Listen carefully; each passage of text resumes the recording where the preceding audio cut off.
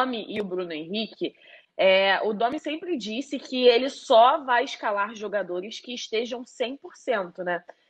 Ele já tinha falado, inclusive, em outras coletivas de imprensa, e não se referindo ao Bruno Henrique, se referindo realmente ao Arrascaeta, naquele episódio que teve, que ele achou que o Arrascaeta não estava 100% para jogar. Então, o Domi falou que ele só escalará os jogadores que estiverem 100%.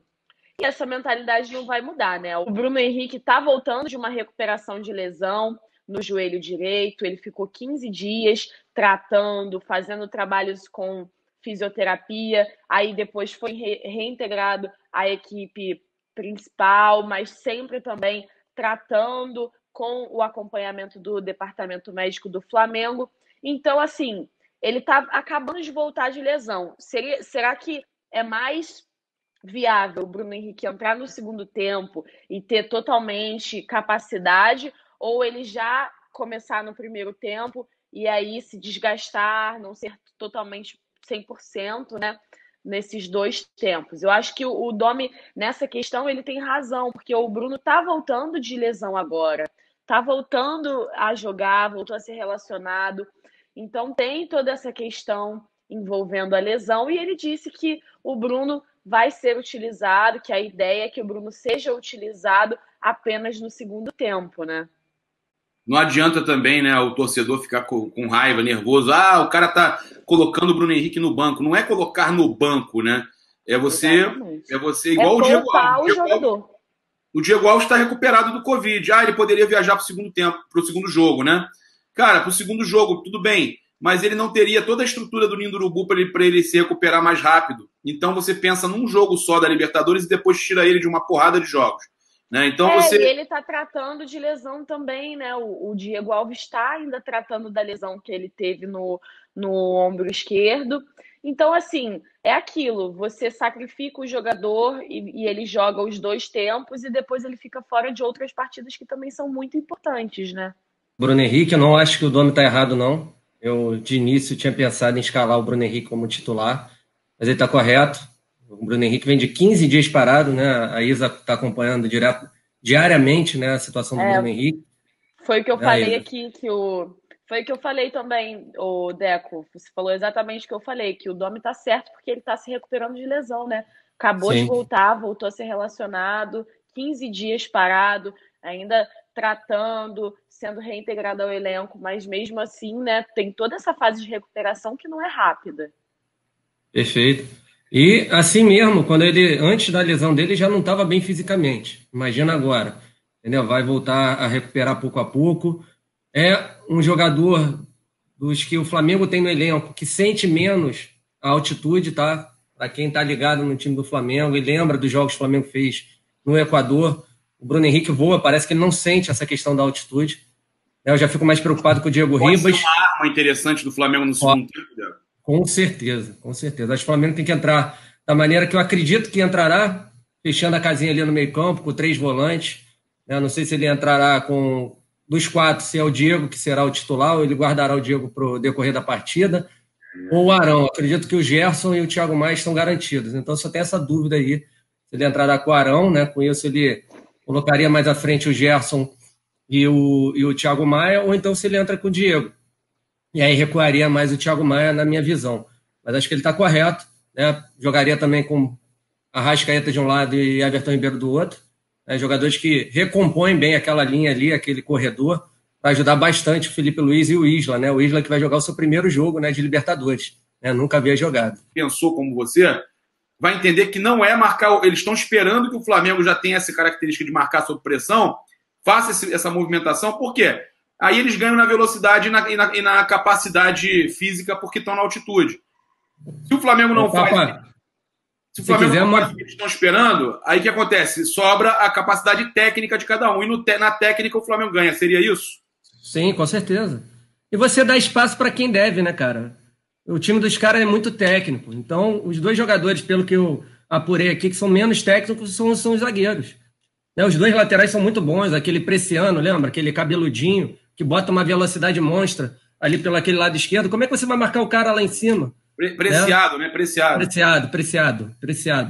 Né? Não dá, aquele cabeludinho é muito bom.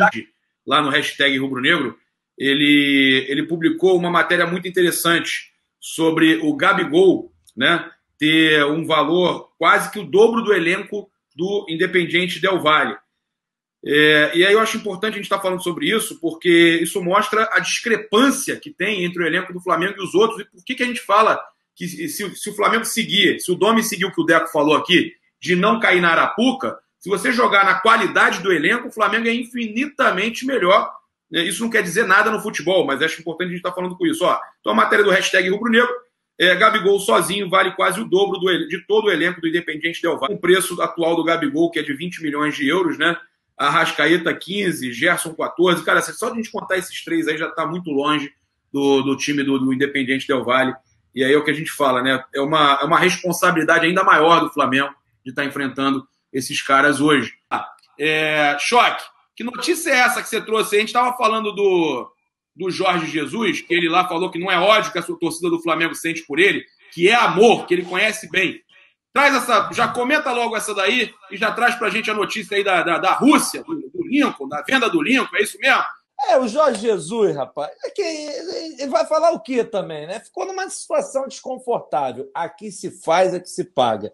Eu trabalhei com um parceiro na Rádio Globo, Del Aranha, comentarista que tem a manha. Ele sempre me falou, Gustavo, a bola pune. Pode demorar, mas pune, não tem conversa. E o Jesus foi punido pela bola, pela ganância, pela arrogância, prepotência, tudo isso que ele sempre teve, que a gente sempre teve que aturar também, agora não reclama. Fica lá eliminado, jogando lá um campeonatozinho qualquer, e se é que vai continuar no comando, porque a política está fervendo, o bicho está pegando solto por lá. No B do clube lá é o Sassá, mas descobriram o quanto a vida fora do futebol do Sassá é complicada. Então, vão voltar a carga pelo Lincoln, porque o Flamengo não aceitou a proposta de 2,5 milhões, agora vão fazer a proposta de 3 milhões. Não tem negócio de empréstimo. É 70% dos direitos do jogador, 3 milhões pelos 70%, e o Flamengo, evidentemente, fica com 30% para o futuro. Só que eu andei fazendo umas continhas aqui, e o contrato do Lincoln com o Flamengo vai até dezembro de 2023. Então o Flamengo deixa de gastar 5 milhões de salário, ganha 20 e fica com 30%. Na minha visão, o que está pintando aí é um negócio da China para o Flamengo, um negócio bom. Está acompanhando a gente? Não tem desculpa. O Flamengo precisa jogar bem e vencer. Porque o Domi, a galera está dando um voto de confiança para ele, mas tem muita gente que está ressabiada. E o Flamengo está praticamente com a força máxima. Então, eu acredito num grande jogo de futebol, porém, uma partida difícil. Não acredito em facilidade de forma alguma, Papo. Passou da hora. Não tem conversa. A gente precisa ter o estádio. Aí o presidente Rodolfo falou, não, mas o Maracanã é o tempo... Mas o que adianta o Maracanã ser o tempo do futebol e a gente ficar tomando essas calças arriadas aí? O que adianta? Não adianta nada.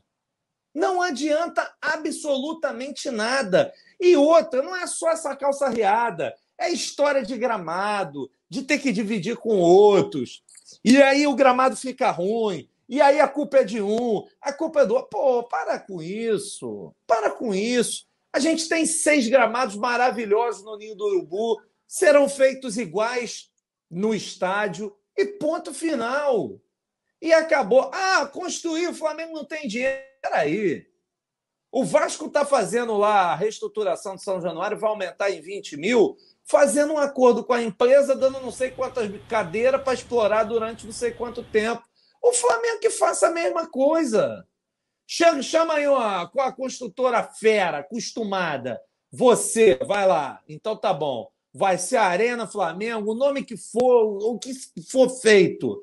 Você vai ter 3 mil cadeiras durante 30 anos e acabou, tá pago o estádio, tá tudo resolvido. Agora, o que não dá é para ficar desse jeito. Fica uma confusão. E aí tem que concorrer, tem que... Aí tem que fazer não sei mais o quê. Aí não pode, aí o governo quer isso. Não sabe, não precisa disso. Mas Vamos ver, né? Não depende da gente, Papa. Que vai virar. Porque o Maracanã depende do Flamengo. Essa é a verdade. Não tem outra coisa. Então, assim, você sabe, eu fico muito chateado. São guerras, né, de eleições, de política. É tudo isso. É o que eu vejo em relação ao Maracanã. Política, politicagem, entendeu? E isso afeta os torcedores, nós. Não só o do Flamengo, mas todos os torcedores. Essa questão do estádio, eu acho que essa diretoria já tinha deixado muito claro que ela pretendia brigar pela concessão do Maracanã. Só que várias coisas que o Flamengo pretende fazer com o Maracanã só são viáveis se a gente tiver um longo tempo aí de concessão para amortizar, né? O que a gente chama quando você faz uma concessão, juridicamente você fala amortizar, o que é abater o que você gastou para você poder realmente que esse ativo vale a pena para quem está pegando ele, para estar utilizando e para estar gerindo ele, né? Então, no caso do Maracanã, por exemplo, a gente quer trocar a grama, né, o gramado, para ele ser 70% grama natural e 30% grama sintética, que é um dos projetos aí para acabar com esse problema do gramado do Maracanã. Esse é um custo alto que só vai ser realmente valer a pena para o Flamengo fazer se tiver uma concessão longa e que o Flamengo possa participar e possa ganhar.